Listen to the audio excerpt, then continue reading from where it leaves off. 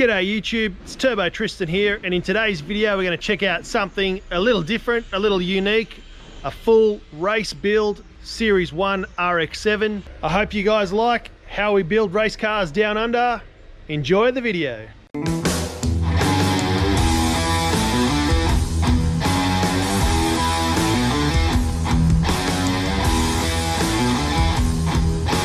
G'day guys, Daniel from Next Gen Race Cars here. We've got Dean, his RX7, in for a bit of work. Basically we've got a full roll cage going in it, full 9-inch rear end, AFCO coilovers, 4-link suspension, wishbone track locator, all the good stuff in there. Hopefully going to run some impressive numbers. He's got a pretty good little rotor in there. It's going to make some horsepower, so we'll see what it can do. So we've got a strange 9-inch diff in here. We've made some brackets to suit the car. Obviously all the pickup points on the chassis are in the factory position. We've just made some adjustable brackets on the top. The diff brackets are all our own design to try to get this thing down the track. Trying to make it safe, make it fast. I think you're trying to run a low 8 in the car or something like that, even a high 7. Yeah, obviously AFCO coilovers.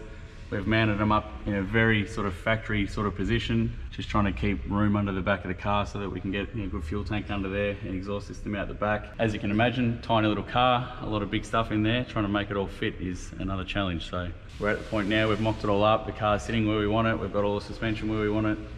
Now we've got to rip it all out and weld it all up, send it all off, get powder coated, put it all back together and finish it off. With a car like this, with all this extra metal work, does it add much weight to the car? Yeah, definitely. Obviously these things come out with this little twig of a diff in there.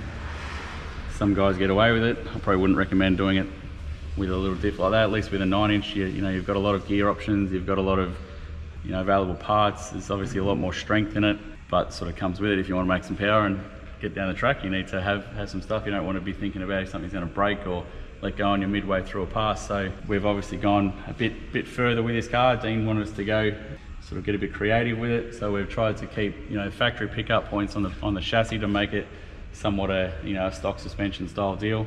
Anti-roll bar, obviously for drag racing, not so good on the street. You know, generally these things have a Watts link in them. I see a lot of guys putting Panhard bars in them.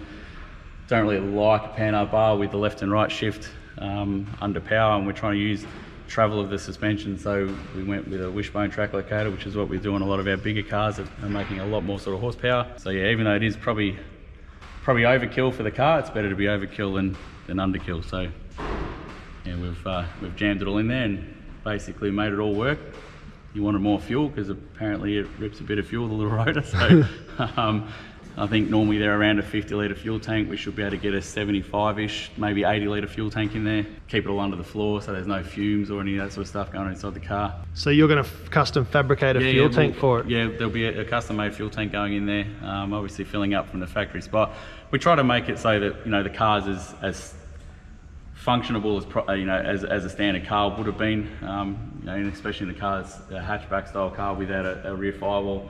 Putting a fuel cell in the boot isn't pleasant for the driver. It's fumy and with fuel pumps and what noisy and all that sort of stuff. So we just try to keep it all out of the car, under the floor, so that there's no, you know, driving down the road or down the racetrack, gassing yourself out. But with room to put a full exhaust system over the diff and out the back, and a full size fuel tank with extra capacity, it's obviously a lot of planning and designing goes into it. So it's not just a bolt in, bolt out sort of deal. Like, it's, you know, obviously it's somewhat factory, but it's obviously heavily modified factory. With all of these parts in here, how much of that gets made in-house? So we've got obviously all these, you know, Heim joints and tube adapters and whatnot. These billet brackets we get off Pro 9. This wishbone track locator, it comes as a kit form, and we basically build it up to, you know, the shape and the size that we want.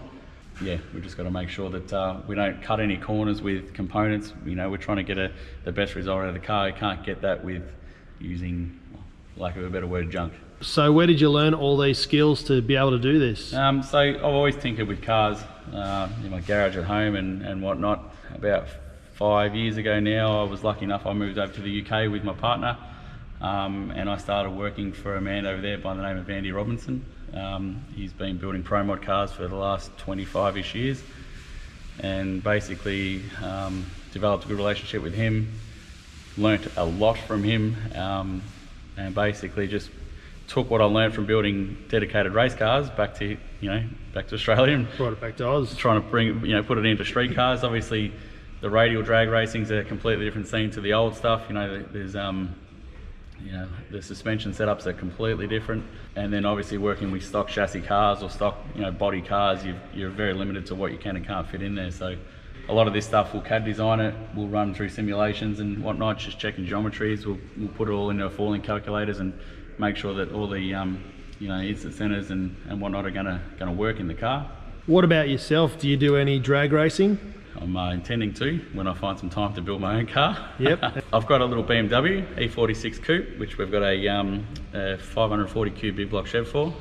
We've got two Pro Mod 94mm turbos, Turbo 400, and we'll try to make that and get down the track on the radial as well. It'll be a challenge, hopefully sort of north of 2,000-ish horsepower, and see if we can get it down the track. But we'll have to come back and have a look at that once it's a bit more together. Yeah, when we find some time to get started on it.